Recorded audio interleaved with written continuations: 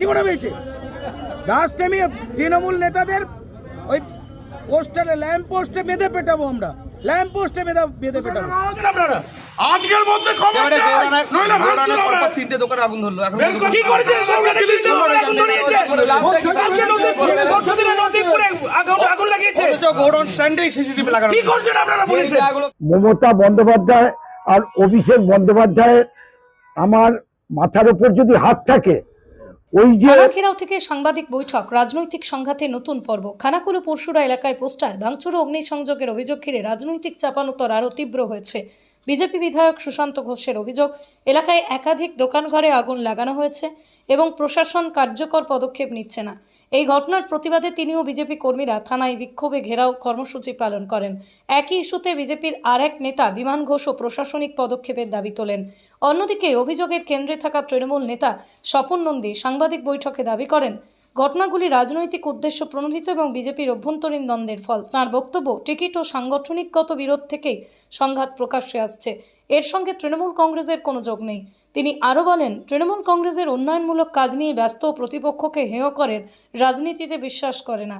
BJP বিধায়কের উদ্দেশ্যে তাঁর পরামর্শ, রাজনৈতিক অভিযোগের বদলে উন্নয়নমূলক কাজে মনোযোগ দিয়ে মানুষের পাশে থাকা উচিত। একই সঙ্গে তিনি উল্লেখ করেন, মমতা ব্যানার্জি, অভিষেক বন্দ্যোপাধ্যায় বিধায়ক মানুষের স্বার্থেই কাজ করছেন। এইভাবে একদিকে অগ্নিসংযোগ ও প্রশাসনিক নিষ্ক্রিয়তার অভিযোগ, অন্যদিকে অন্তর্দ্বন্দ্বের পাল্টা দাবি, দুই পক্ষের বক্তব্যে রাজনৈতিক উত্তাপ ক্রমশ বাড়ছে।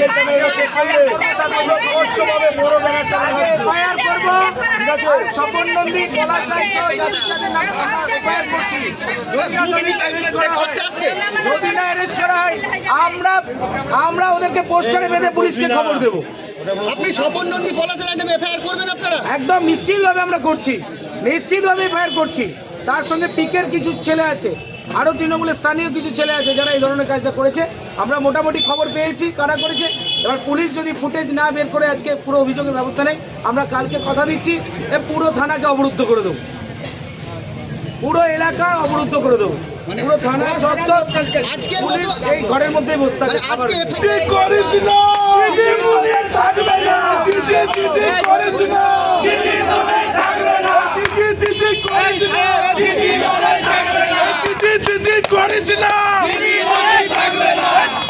তৃণমূল বাংলার মাটি থেকে দূরাটা, তৃণমূল বাংলার মাটি থেকে দূরাটা, অল্প তৃণমূল বাংলার মাটি থেকে দূরাটা, দিদি করিস না, দিদি করিস না, দিদি করিস না, দিদি করিস না, পলাশ রায়ের চামড়া খুলি, তৃণমূল স্বপন নন্দীর চামড়া তুলে নেব আমরা, খুলি তৃণমূল স্বপন নন্দীর চামড়া তুলে নেব আমরা। সুশান্ত ঘোষের ওপর অত্যাচার করা হলে কুড়ি তৃণমূলে তোলাই হবে, পেটাই হবে।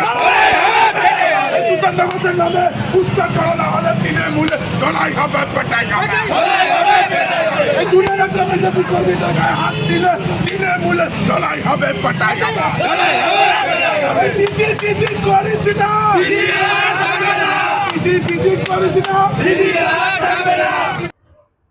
বিজেপির যিনি বিধায়ক আছেন, যে ওদের নিজেদের মধ্যে গোষ্ঠীদ্বন্দ্বতে কে টিকিট পাবে, এই নিয়ে ওনারা নিজেরাই বিভিন্নভাবে প্রস্তাব ফেলছে, তাদের বলছে এটা বিজেপি করছে। তৃণমূল এত কুরুচিকর কাজ করে না। আমাদের নেত্রীর যে এ নিয়ে কিভাবে এ করছে আপনারা দেখেছেন। তাই আপনাকে বলছি যে ওনাকে তো সবাই লম্পট রাজা বলছে, তাই ওনাকে আমি অনুরোধ করব যে তৃণমূল কংগ্রেস এ ধরনের নোংরা রাজনীতি করে না, আপনি আসুন, উন্নয়ন করুন, কাজ করুন। আমরা এখন উন্নয়ন নিয়ে ব্যস্ত। মাননীয় মুখ্যমন্ত্রী যেভাবে বেকার যুবকদের, আপনারা জানেন যে কৃষকের যারা কৃষি শ্রমিক আছে তাদের জন্য, আর সিভিক ভলেন্টিয়ারদের জন্য, ICDS এর জন্য, আমাদের যারা লক্ষ্মীর ভান্ডার পায় তাদের জন্য, এইসব কাজ নিয়ে আমরা ব্যস্ত আছি, এসআর নিয়ে আমরা ব্যস্ত আছি। তা ওনাকে আমি বলবো যে আপনি এইভাবে না করে আপনি মানুষের সেবা করুন, মানুষের কাজ করুন, তাতেই হবে। আর আপনি যে বলছেন পরশুরার বিধায়ক বিমান ঘোষ সিসিটিভি ফুটেজ দেখাচ্ছেন, সেখানে দেখা যাচ্ছে যে যাদের বিরুদ্ধে অভিযোগ তারা যতক্ষণ না অ্যারেস্ট হচ্ছে পুলিশের হাতে ততক্ষণ নাকি অভিযোগ এই বিক্ষোভ চলবে এবং আরো থানা ঘেরাও করবে। এটা আপনাকে তো আবার বলছি যে ওদের টিকিট নিয়ে কনফার্ম নয়, ওরা নিজেরা দ্বন্দ্বে আছে। এ চাইছে যে বিজেপির যারা গোষ্ঠীদ্বন্দ্ব, এ চাইছে আমি দাঁড়াবো, ও বলছে আমি দাঁড়াবো। ওটা বিজেপির অন্তর্দ্বন্দ্ব, এটা তৃণমূলের উপর চাপাতে চাইছে। এটা তৃণমূল এ ধরনের নোংরা কাজ করেনি। আবার আপনাকে বলছি শুনুন, ওই যে সুশান্ত ঘোষ বলছে আরামবাগে ছিল সবার উপর মানুষ সত্য, তার উপর বিনয় দত্ত। পৃথিবীর বড় স্থান ছিল অনেক বছর, সায়েন্সে বাচ্চা ছিল মোজাম্মেদ সাহেব। আরামবাগের প্রিন্স ছিল গোপাল কচ, তাকে কিন্তু আরামবাগ তৃণমূল কংগ্রেস তাদেরকে কিন্তু প্রতিহত করেছিল।